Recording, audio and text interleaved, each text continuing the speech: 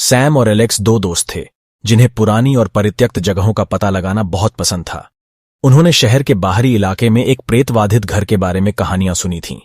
उन्होंने इसे देखने और यह देखने का फैसला किया था कि अफवाहें सच हैं या नहीं। वे एक अंधेरी और तूफानी रात में घर पहुंचे। उन्होंने अपनी कार बाहर खड़ी की और गेट की ओर चल पड़े।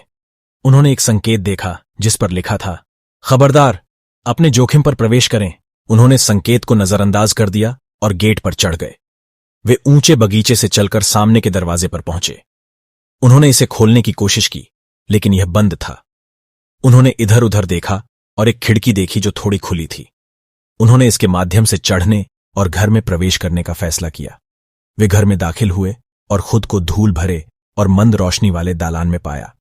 उन्होंने एक सीढ़ी देखी जो ऊपरी मंजिल की ओर जाती थी और एक दरवाजा जो तहखाने की ओर जाता था। उन्होंने कई अन्य दरवाजे भी देखे जो अलग अलग कमरों की ओर ले जाते थे। उन्होंने अलग होने और घर का पता लगाने का फैसला किया। सैम ऊपर गया और एलेक्स नीचे चला गया। वे आधे घंटे में वापस दालान में मिलने को तैयार हो गए। सैम ऊपर गया और उसने जो पहला दरवाजा देखा उसे खोला। वह एक ऐसे बेडरूम में दाखिल हुआ जो ऐसा लग रहा था जैसे किसी बच्चे का हो। उसने एक बिस्तर, एक कोठरी, एक डेस्क और एक खिलौना बॉक्स देखा। उसने एक गुड़िया भी देखी जो पलंग पर बैठी थी। वह गुड़िया के पास गया और उसे उठा लिया। उसने देखा कि उसके पिछले हिस्से पर एक बटन लगा था। उसने उसे दबाया और गुड़िया को यह कहते हुए सुना, हेलो, मैं एनाबेल हूं, क्या तुम मेरे साथ खेलना चाहती हो? उसने महसूस किया कि उसकी रीढ़ में एक ठंडक दौड़ रही है। वह गुड़िया को छोड़कर कमरे से बाहर भाग गया। उसने देखा दूसरा दरवाजा खोला। वह एक ऐसे बाथरूम में घुस गया जो ऐसा लग रहा था जैसे वर्षों से उसका उपयोग ही नहीं किया गया हो। उसने एक बाथटब, एक सिंक, एक शीशा और एक शौचालय देखा। उसने फर्श और दीवारों पर खून के धब्बे भी देखे। वह आईने के पास गया और अपना प्रतिबिंब देखा। उसने अपने पीछे कुछ हिलता हुआ देखा। उसने मुड़कर देखा तो बाथटब में लंबे काले बालों और पीली त्वचा वाली एक महिला खड़ी थी।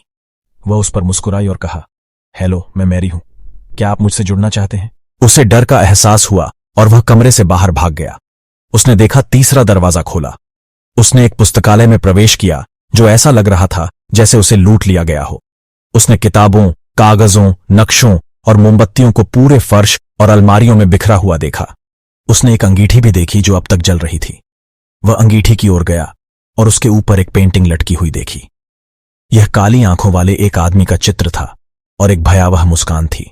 उसने एक आवाज सुनी, हेलो, मैं एडवर्ड हूं, क्या आप मेरा रहस्य जानना चाहते हैं? उसे गर्मी का झटका लगा और वह कमरे से बाहर भाग गया। वह वापस दालान में भाग गया और एलेक्स की तलाश की। वह उसे कहीं नजर नहीं आया। उसने अपना नाम पुकारा, लेकिन कोई जवाब नहीं आया। वह सोच रहा था कि एलेक्स कहां था और उसे तहखाने में क्या मिला था। इस बीच एलेक्स नीचे चला गया था और उसने तहखाने का दरवाजा खोल दिया था। उसने एक अंधेरी और नम जगह में प्रवेश किया जिसमें सांचे और सड़न जैसी गंध थी। उसने सीढ़ियां देखीं जो निचले स्तर तक जाती थीं और एक जालसाज जो अटारी की ओर जाता था। उसने पहले निचले स्तर पर जाने का फैसला किया। वह सीढ़ियों से नीचे उतरा और एक बड़े कमरे में पहुंचा जो प्रयोगशाला जैसा लग रहा था। उसने मेज, कुर्सियां, अलमारियां, औजार और मशीनें देखीं। उसने जार, बोतलें, ट्यूब और तार भी देखे। वह एक मेज की ओर चला और उस पर कुछ कागज देखे। उसने उन्हें उठाया और पढ़ा। वे घर के मालिक एडवर्ड द्वारा लिखे गए नोट थे। उन्होंने कहा, आखिरकार मैं अपने प्रयोग में सफल हो गया। मुझे मृतकों को वापस लाने का एक तरीका मिल गया है। मैंने लाशों को पुनर्जीवित करने के लिए बिजली, रसायन और जादू का उपयोग किया है। मैंने लाश की एक सेना बनाई है जो मेरी हर आज्ञा का पालन करती है। मैंने अपनी आत्मा को विभिन्न शरीरों में स्थानांतरित करने का एक तरीका भी खोज लिया है। मैंने अपने सार को दूसरों के साथ बदलने के लिए दर्पण, मोमबत्तियों और मंत्रों का उपयोग किया है। मैं सदियों से नए यजमानों को लेकर जीवित रहा हूं। मैंने ध्वनि तरंगों से मन को नियंत्रित करने का एक तरीका भी खोज लिया है। मैंने विचारों और कार्यों को प्रभावित करने वाले संदेशों को प्रसारित करने के लिए गुड़िया, रेडियो और स्पीकर का उपयोग किया है। मैंने बहुत से लोगों से वह करवाकर जो मैं चाहता हूं चालाकी से किया है। मैंने यह सब एक उद्देश्य के लिए किया है, मेरी प्यारी पत्नी मरियम को खोजने के लिए जो बहुत पहले मर गई थी। मैंने इस दुनिया के कोने कोने में उसकी आत्मा को खोजा है, लेकिन मुझे वह अभी तक नहीं मिली है। लेकिन मैं हार नहीं मानूंगा। मैं अपनी खोज तब तक जारी रखूंगा जब तक मैं उसे ढूंढ नहीं लेता और उसे फिर से अपना नहीं बना लेता। एलेक्स ने जो पढ़ा उससे हैरान और निराश महसूस किया। उसने महसूस किया कि एडवर्ड एक पागल आदमी था जिसने प्यार की तलाश में भयानक काम किया था। उसने कागजात गिरा दिए और चारों ओर देखा। उसने एक दरवाजा देखा जो एक ताले से बंद था। उसने सोचा कि इसके पीछे क्या था। उसने अटारी तक जाने और यह देखने का फैसला किया कि वहां क्या है। वह सीढ़ियों पर चढ़ गया और जाल का दरवाजा उठा लिया। उसने एक छोटी और धूल भरी जगह में प्रवेश किया जिसमें एक खिड़की और एक रोशनदान था। उसने बक्से, बैग, चड्डी और संदूक देखे। उन्होंने कपड़े, जूते, टोपी और गहने भी देखे। वह एक संदूक के पास गया और उसे खोल दिया। उसने शादी का जोड़ा पहने एक कंकाल देखा। इसमें एक घूंघट, एक गुलदस्ता और एक अंगूठी थी। उसने महसूस किया कि यह एडवर्ड की पत्नी मैरी थी। वह हैरान था कि वह कैसे मरी और एडवर्ड ने उसके शरीर को क्यों रखा था। उसने उसके लिए खेद महसूस किया और छाती बंद कर दी।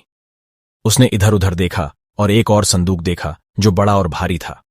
उसने सोचा कि इसके अंदर क्या है। उसने इसे खोलकर देखने का फैसला किया। उसने संदूक खोला और एक और कंकाल देखा। उसने सूट, टाई और घड़ी पहन रखी थी। इसमें चश्मा, एक पेन और एक बैज था। उसने महसूस किया कि यह उसका दोस्त सैम था। वह हैरान था कि वह कैसे मरा और एडवर्ड ने उसे सीने से क्यों लगा लिया। उसे गुस्सा और डर लग रहा था। उसने अपने फोन की तलाश की और मदद के लिए फोन करने की कोशिश की, लेकिन कोई संकेत नहीं था। उसने तहखाने से कदमों की आहट सुनी। उसने एडवर्ड की आवाज सुनी, हेलो, मैं एडवर्ड हूं, क्या आप मेरी पत्नी से मिलना चाहते हैं? उसने महसूस किया कि कोई हाथ उसके कंधे को पकड़ रहा है।